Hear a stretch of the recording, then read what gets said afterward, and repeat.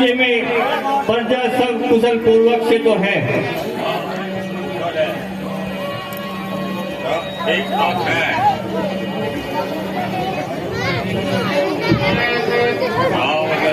बढ़िया बस काम।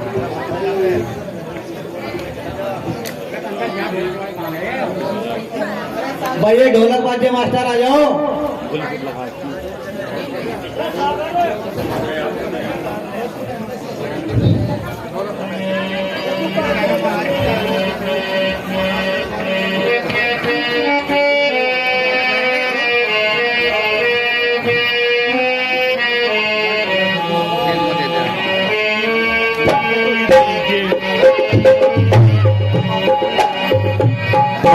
पाप की शरण में जीवन को मैं बिताऊं, जीवन को मैं बिताऊं।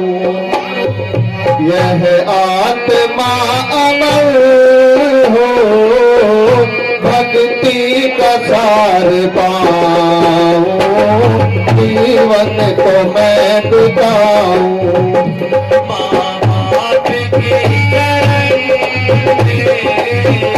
जीवन को मैं बिताऊं, जीवन को मैं बिताऊं। आत्मा अमर हो, भक्ति का ज्ञान पाऊं, जीवन को मैं बिताऊं।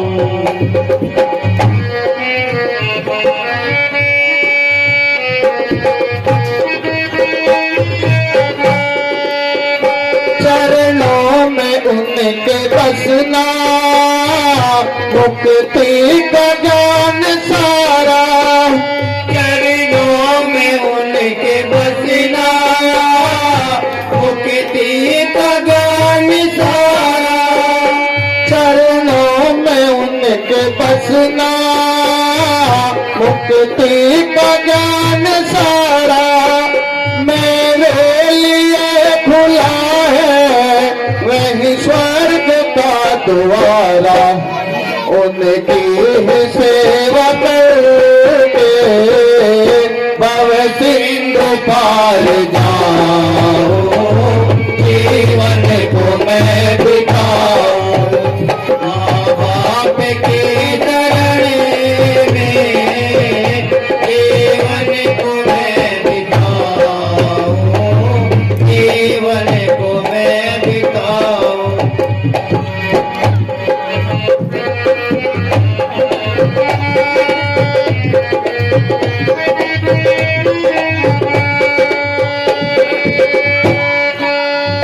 है योग तप तपस्या और कर्म धर्म सारे। है योग तप तपस्या और कर्म धर्म सारे। है योग तप तपस्या और कर्म धर्म सारे। माँ बाप की दया हो, फल मिल न्यारे न्यारे।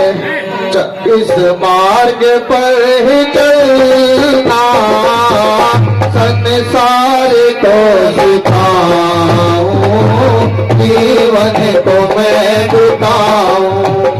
माँ बाप की शरण में जीवन को मैं बिताऊं, जीवन को मैं बिताऊं।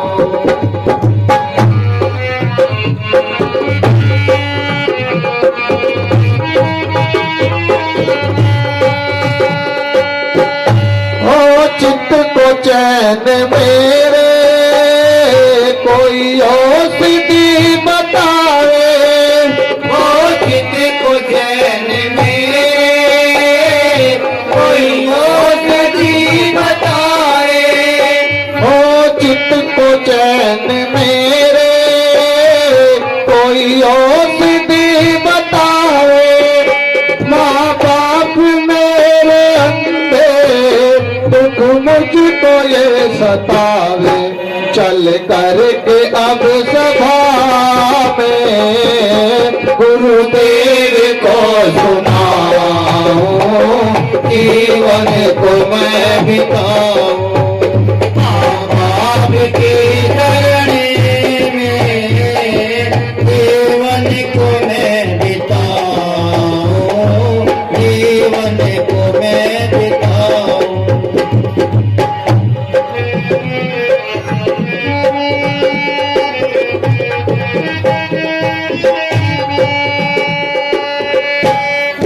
मात का जहां में है सबसे ऊंचा दर्जा, पितु मात का जहां में है सबसे ऊंचा दर्जा, पितु मात का जहां में है सबसे ऊंचा दर्जा। आंखों में ज्योति आए तब उतरे उनका कर्जा, सीताराम छठ बनावे लहताल सुर मेरा, जीवन को मैं बिताऊं। आपकी शरण में जीवन को मैं बिताऊं, जीवन को मैं बिताऊं।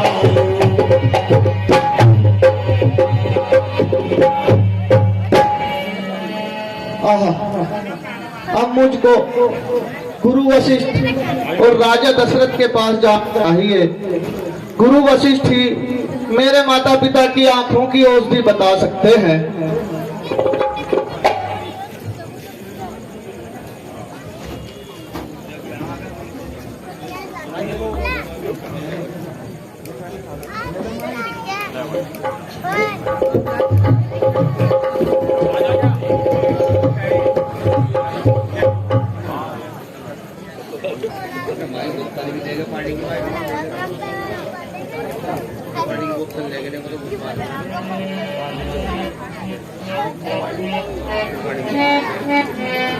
मंत्री जी, कहिए।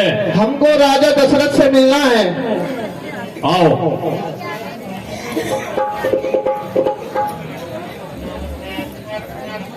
महाराज, श्रवण कुमार आए हैं, आपसे मिलना चाह रहे हैं।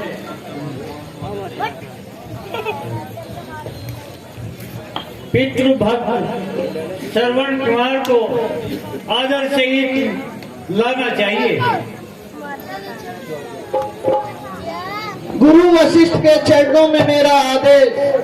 नमस्कार है आपको दशरथ अवध नरेश।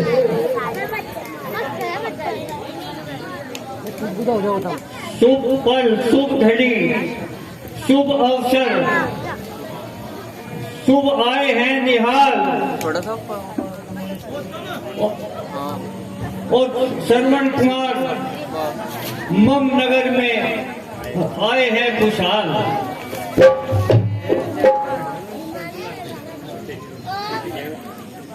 इष्ट देव सब मानकर तजकर कपट विचार, पितृभक्त संसार में सर्वर एक अवतार। गुरुदेव बड़ा बनकर नहीं आया, बालक बनकर आया हूँ। तुम्हारे द्वार पर हे नाथ याचक बनकर आया हूँ। हाँ हाँ बेटा, अपने आने का कारण भी कहो। गुरुदेव, जिस प्रकार बिना पति के पत्नी, बिना श्रद्धा के शिष्य, बिना न्याय के राजा पाप की खान होता है, ठीक उसी प्रकार माता पिता की भक्ति के बिना पुत्र का जीवन भी नरक की खान होता है। गुरुदेव, आपको तो ज्ञात होगा कि मेरे माता पिता सदैव के अंधे हैं और यही चिंता मुझे हर समय सताती रहती है। इसलिए मैं भी चाहता हूँ मिटे जीवन मेरा और आत्मा में उनकी बल आए। महारोगी बनूं मैं, दूर उनका रोग हो जाए, इच्छावर उन पर हो जाऊं।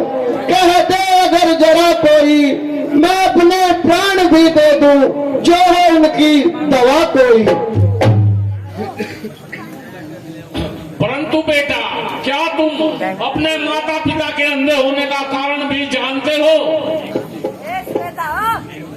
जी गुरुदेव, नहीं जानता, लेकिन जानने की अभिलाषा अवश्य रखता हूँ।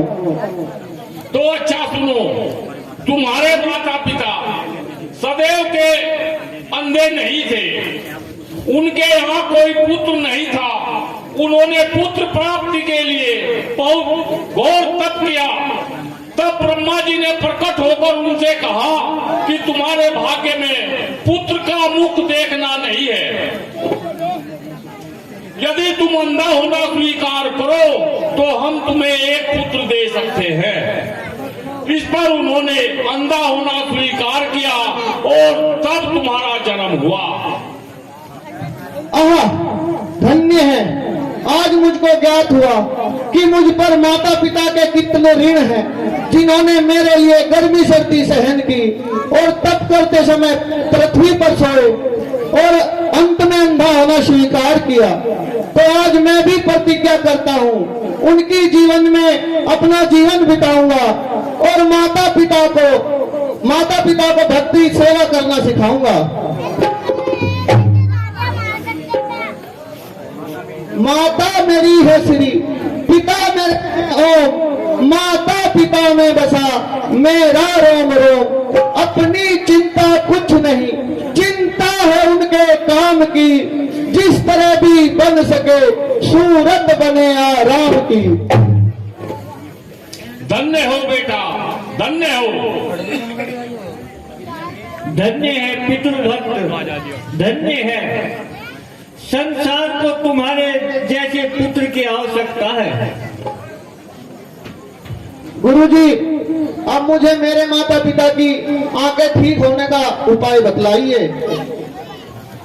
बेटा, अगर तुम अपने माता पिता को 68 तीर्थों की यात्रा करा दो तो उनकी आंखों में ज्योति अवश्य आ जाएगी।